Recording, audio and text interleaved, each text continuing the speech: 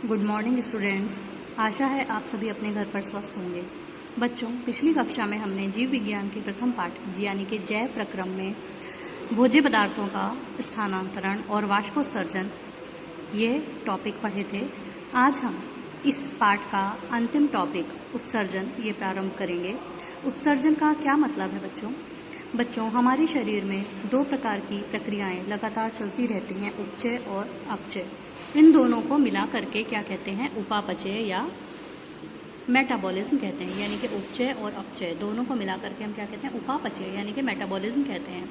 इन प्रक्रियाओं के फलस्वरूप कार्बन डाइऑक्साइड, अमोनिया, यूरिया और यूरिक अम्ल ये कुछ ऐसे अपशिष्ट यानी कि वेस्ट प्रोडक्ट बनते हैं जो कि यदि ज़्यादा समय तक शरीर में रहें तो वो हमारे शरीर के लिए क्या होते हैं, केवल ऐसा ही नहीं कि वो अनावश्यक है हमारे शरीर के लिए, तो ये हमारे शरीर के लिए हानिकारक भी सिद्ध होते हैं यदि ज़्यादा समय तक हमारे शरीर के अंदर रहें।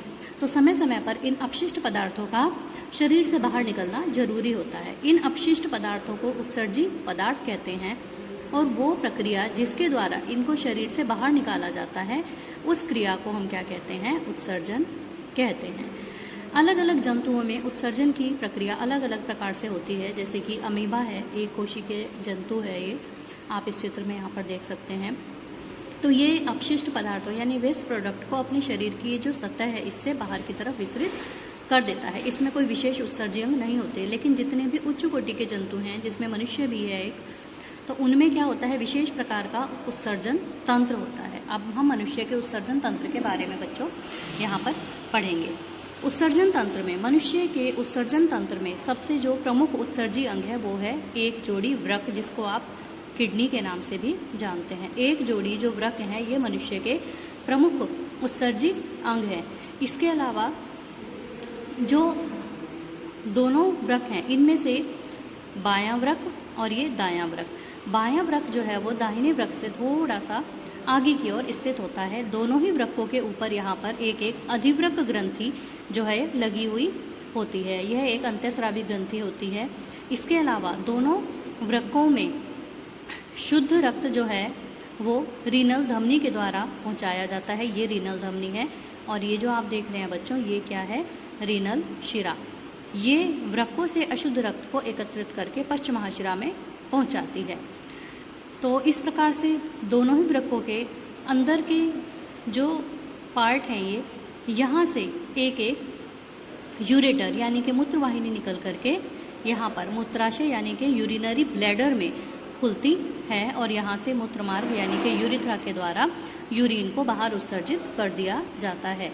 तो इसके अलावा जो यकृत है, जो हमारे शरीर की सबसे बड़ी ग्रंथि है, वह भी उत्सर्जन में सहायता करता है, क्योंकि यकृत जो है वो इस उत्सर्जन की क्रिया में अमोनिया को यूरिया में बदलता है और वही यूरिया जो है वो किडनीज के द्वारा उसको खून से यानी कि ब्लड से अलग कर लिया जाता है और वो यूरिन के रूप में हमारे शरीर से बाहर उत्सर्जित कर दिया जाता है। तो बच्चों यहाँ तक आप समझ गए होंगे कि हमारा जो मुख्य उत्सर्जी अंग है वो क्या है, एक जोड़ी वृक्क यानी कि किडनीज हैं, दायां वृक्क और बायां वृक्क। बायां वृक्क दाहिने से कुछ आगे स्थित होता है।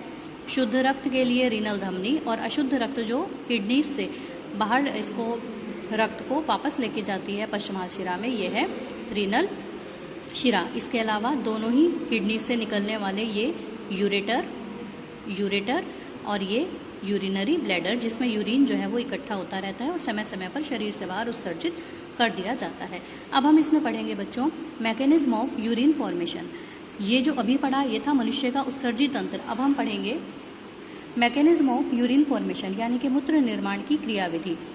वृक्कों में जो है ब्लड से यूरिया को अलग कर लिया जाता है और ये प्रक्रिया जो है ये 3 चरणों में पूरी होती है। पहला इसमें परानिस्यंदन यानी कि अल्ट्राफिल्ट्रेशन, दूसरा है इसमें वर्णात्मक या चयनात्मक पुनर्अवशोषण यानी कि सेलेक्टिव रीअब्जॉर्प्शन और तीसरा है बच्चों इसमें श्रावण या सिक्रेशन। अब हम इसको इस चित्र की सहायता से समझेंगे। हमारी जो किडनीज होती हैं, वृक्क होते हैं, उसमें इस तरह से क्या होती हैं, असंख्य वृक्क नलिकाएं होती हैं। यहाँ पर ये क्या है, एक वृक्क नलिका की संरचना जो है इस चित्र में यहाँ पर दिखाई गई है। एक वृक्क नलिका में सबसे अग्रभाग जो होता है इसको हम कहते हैं, ये जो कप शेप आकृति का है इसको हम कहते हैं बॉमन संपुट या बॉमन कैप्सूल।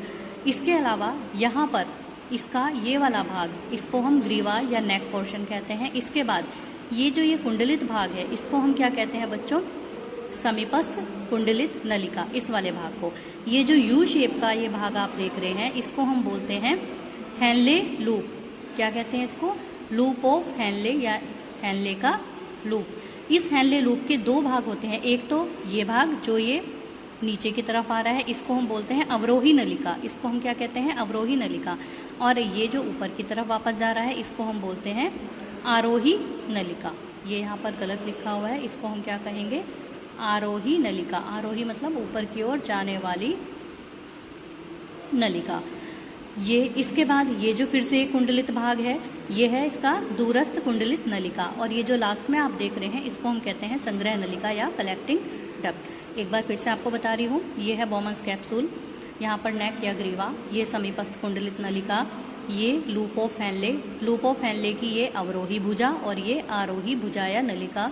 इसके अलावा ये जो कुंडलित भाग है, ये दूरस्थ कुंडलित नलिका, और ये सबसे लास्ट में संग्रह नलिका या कलेक्टिंग डक्ट। ये जो बॉमन्स कैप्सूल है, इसमें वृक्क धमनी की एक शाखा इसके अंदर आती है, जिसको हम अभिवाही धमनिका कहते हैं। और ये जो बाहर इसमें से निकल रही है, इसको हम क्या कहते हैं? अपवाही धमनिका कहते हैं।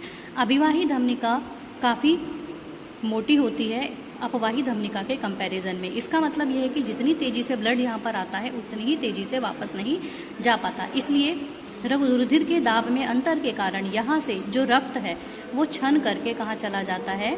बॉमन्स कैप्सूल की जो झिल्ली है उसमें से होकर के वृक्क नलिका के अंदर चला जाता है। और ये प्लाज्मा की तरह का ही होता है। ये भी यानी कि प्लाज्मा की तरह का ही हल्का पीला और क्षारीय जो है तरल होता है। ये जो अपवाही धमनिका होती है, ये बाहर निकल करके इस पूरी हेनले लूप, समीपस्थ और दूरस्थ कुंडलित नलिका के चारों तरफ एक जाल सा बना लेती है। यहाँ पर अभी जो हमने बताया कि इसमें से रक्त छनकर बॉमन्स कैप्सूल के अंदर झिल्ली से होकर के चला जाता है, उस पहले जो इसका पार्ट था उसको हम कहते हैं परानिस्यंदन या अल्ट्रा फिल्ट्रेशन, यानी कि रक्त का यहाँ से छनना, इसको हम कहते हैं परानिस्यंदन। और अब हम दूसरा पार्ट इसका पढ़ेंगे बच्चों, या दूसरा चरण पढ़ेंगे, चयनात्मक पुनर्अवशोषण। चयनात्मक पुनर्अवशोषण में क्या होता है कि रुधिर के साथ छन करके कुछ हानिकारक पदार्थों के साथ कुछ लाभदायक पदार्थ भी यहाँ पर, जैसे कुछ लवण है, अधिक मात्रा में जल है या कुछ ग्लूकोज है, वो भी छन करके इस नलिका में आ जाते हैं। तो यहाँ पर ये जो अपवाही धमनिका का ये जो वृक्क शिरा का और जाल है, इसमें वापस क्या होता है? जो लाभदायक पदार्थ यहाँ छनकर आ जाते हैं, वो वापस इसमें क्या होते हैं? दोबारा से अवशोषित हो जाते हैं। और इसको हम क्या कहते हैं? वर्णात्मक या चयनात्मक पुनर्अवशोषण कहते हैं। अब हम इसका तीसरा पार्ट पढ़ेंगे, मूत्र निर्माण की क्रियाविधि का, श्रावण या सिक्रीशन। श्रावण में क्या होता है? जब चयनात्मक पुनर्अवशोषण हो जाता है, यानी कि सभी लाभदायक पदार्थ और जल, अधिक मात्रा में जो जल था वो छनकर वापस के इसमें आ जाता है, तो यहाँ पर केवल क्या बनता है? फिल्ट्रेट या निस्यंद बचता है, जो कि यहाँ कलेक्टिंग नलिका डक्ट में यानी कि संग्रह नलिका में इकट्ठा हो जाता है। इसे ही हम क्या कहते हैं? यूरिन कहते हैं। यूरिन जो है वो बन करके धीरे धीरे यूरिनरी ब्लैडर यानी कि मूत्राशय में एकत्रित होता रहता है और समय समय पर इसको शरीर से बाहर उत्सर्जित कर दिया जाता है। तो ये उत्सर्जन का टॉपिक जो था ये यहाँ पर कंप्लीट होता है। अब हम इस चैप्टर का लास्ट टॉपिक जो है वो हम पढ़ेंगे, कृत्रिम वृक्क या अपवहन। देखिए बच्चों, कुछ व्यक्ति ऐसे होते हैं किसी भी कारणवश जिनके वृक्क जो है वो क्या कर देते हैं? काम करना बंद कर देते हैं। तो इससे क्या होता है? जब वृक्क रुधिर को छानेंगे नहीं तो उनके रुधिर में अपशिष्ट पदार्थ यानी कि वेस्ट प्रोडक्ट की मात्रा काफ़ी बढ़ जाएगी और कुछ ही दिनों में रोगी की क्या हो जाती है? मृत्यु हो जाती है। ऐसे रोगी को बचाने के लिए मशीनों द्वारा उस रोगी के अपशिष्ट पदार्थों को यानी कि वेस्ट प्रोडक्ट को क्या कर जाता है? खून से हटाया जाता है और इसी प्रक्रिया को हम क्या कहते हैं? रक्त अपोहन या फिर ब्लड डायलिसिस कहते हैं।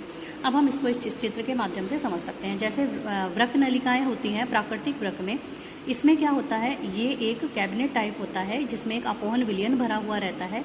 इसमें सेलोफिन की कुछ ट्यूब्स जो हैं वो बनी हुई होती हैं। रोगी व्यक्ति का जो वृक्क है उसमें बाएं हाथ की धमनी से एक कट लगा करके रक्त को जो इसमें अंदर प्रवाहित कर दिया जाता है और इसमें जो रक्त में अपशिष्ट पदार्थ होते हैं वो इस झिल्ली से होकर, क्योंकि ये भी एक अर्धपारगम्य झिल्ली की तरह काम करती है, और इससे छन करके बाहर ये जो अपोहन विलयन है इसमें अधिकतर अपशिष्ट पदार्थ जो है वो इसमें आ जाते हैं। उसके बाद क्या होता है, जो शुद्ध रक्त होता है वो फिर से व्यक्ति के शरीर में पहुंचा दिया जाता है। तो इस तरह से ये जो अपोहन है या कृत्रिम वृक्क है, ये एक आर्टिफिशियल किडनी की तरह ही काम करता है और इसके द्वारा किडनी के जो पेशेंट्स हैं उनको बचा लिया जाता है।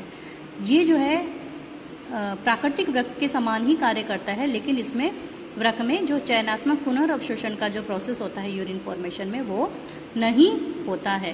तो अब हम बात करेंगे बच्चों पादपों में उत्सर्जन की। पौधों में उत्सर्जन किस तरह से होता है? जंतुओं में उत्सर्जन हमने पढ़ लिया कि जंतु में उत्सर्जन उत्सर्जित तंत्र के द्वारा होता है, क्योंकि पौधों में कोई उत्सर्जित तंत्र नहीं होता है। तो पौधों में उत्सर्जन किस प्रकार से होता है? पौधों में ऑक्सीजन भी एक अपशिष्ट पदार्थ है जो कि स्टोमेटा के थ्रू बाहर निकल दी जाती है। इसके अलावा पौधों में जो है रेजिन या गोंद, ये कुछ स्पेशल प्रोडक्ट हैं जो कि पौधे के लिए क्या होते हैं, अपशिष्ट पदार्थ होते हैं और इनको ये तने के पुराने जो जाइलम होता है उसी में संचित रहते हैं। रेजिन तथा गोंद जो है वृक्ष की छाल से धीरे धीरे निकलते रहते हैं और इसके अलावा जो एक विशेष मौसम में पत्तियों का गिरना है वो भी पौधों का उत्सर्जन ही है। इसी के साथ बच्चों ये पाठ यहाँ पर समाप्त होता है। अगली क्लास में हम अगला पाठ शुरू करेंगे। तब तक के लिए घर पर रहिए, सुरक्षित रहिए और जो काम आपको भेजा जा रहा है उसे अपनी नोटबुक में नोट करते रहें। धन्यवाद।